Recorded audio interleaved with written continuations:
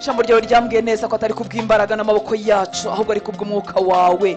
Ndakwinginze mwami kugira ngo mu masengesho yacu udukuze mukunzi mwiza, utuvane ku rwego rumwe utugeze ku rundi, kugira ngo ibyagenewe abana byose tubashe kubiragwa, kugira ngo wa murage wanjye ndaganwa na Kristo mbashe kuhagaramo mu gihe cyanjye, ntafite gukererwa, ntafite gusigara inyuma, ntafite kugenda kure y'intambwe zawe mwami. Aho uhagaze, aho wifuza ko mpagarara ariho mpagaze mukunzi mwiza.